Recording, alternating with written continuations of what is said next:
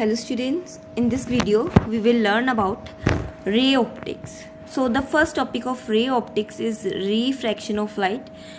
Earlier reflection of light was also in the syllabus, but now according to CBSE norms, reflection of light has been deleted from the syllabus for this year. And so we will start from refraction of light. First of all, what is refraction of light? It is a phenomenon of change in path of light when it obliquely passes from one medium to another. It means what?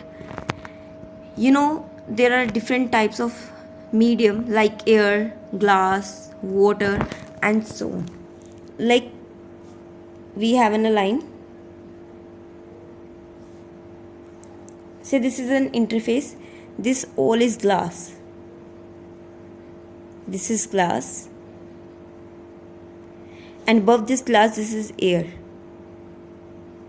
Let the refractive index of air be mu1. Refractive index of glass is mu2. You all have learned about refractive index in class 10th. So this is the normal to the surfaces. When light moves from one medium to another, this is from air to glass. When it passes from one medium to other, this is called refraction of light. This is called refraction of light. When the particle of a medium lie very close to each other as compared to the other, then this medium is denser, where this medium is a rarer medium. So when light travel from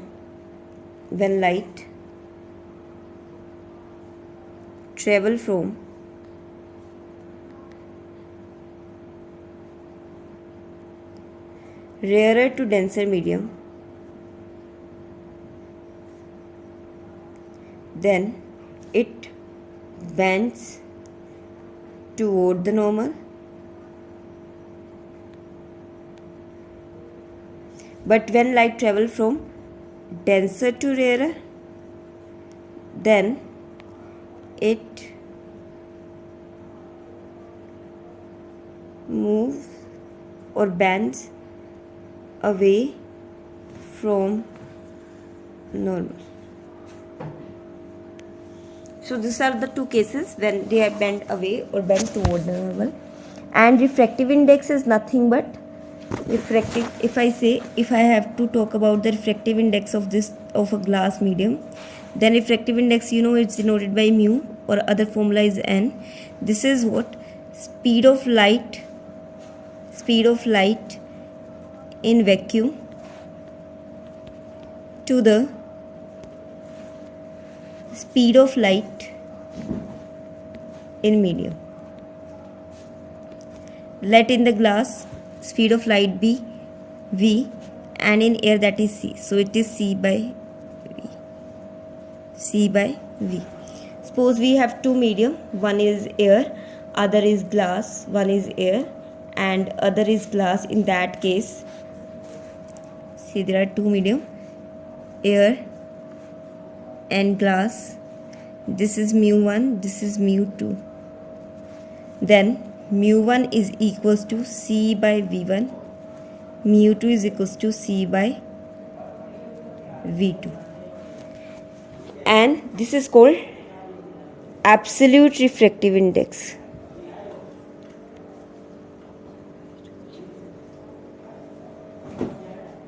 Absolute refractive index.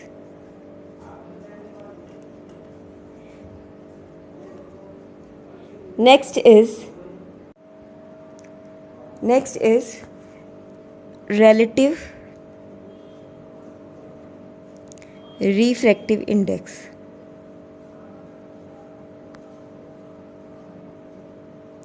Now what is the meaning of relative refractive index?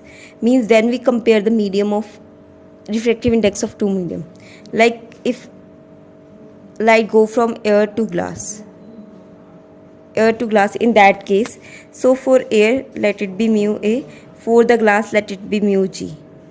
If the light is going from air to glass, then it can be written as mu air to glass, and its value is equals to mu g by mu A. And when light go from glass to air,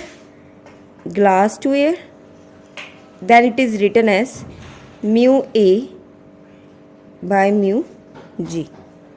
So this is the formula of relative refractive index. Now next is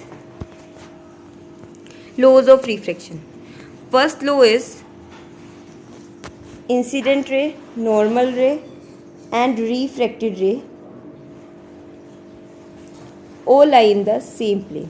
Second, ratio of sine of angle of incidence to the ratio to the sine of angle of refraction is constant. Means ratio of sine I and sine R is always constant. This is what? This is Snell's law. This is second law of refraction. Now, as I already told you that mu 1 to 2 is what? Mu 2 by mu 1. But if we substitute the value of mu 2, that is C by V2. If we substitute the value of mu 2, how we get this formula? I am going to explain this. Suppose light go from medium 1 to other medium. We get sine I by sine R equals to, as light going from medium 1 to medium 2.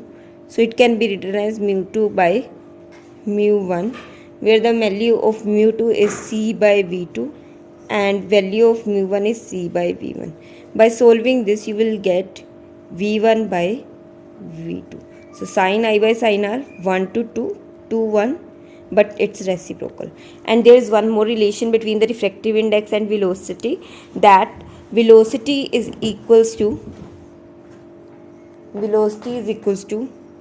lambda into frequency. Where frequency always remains same when light travels from one medium to another medium. So frequency is the factor that always remains same when light travels from one medium to another medium. So if we say about medium 1, for the medium 1 velocity is V1, so for that is lambda 1, frequency is mu. For second medium velocity is V2, but lambda is again lambda 2, but frequency will remain same.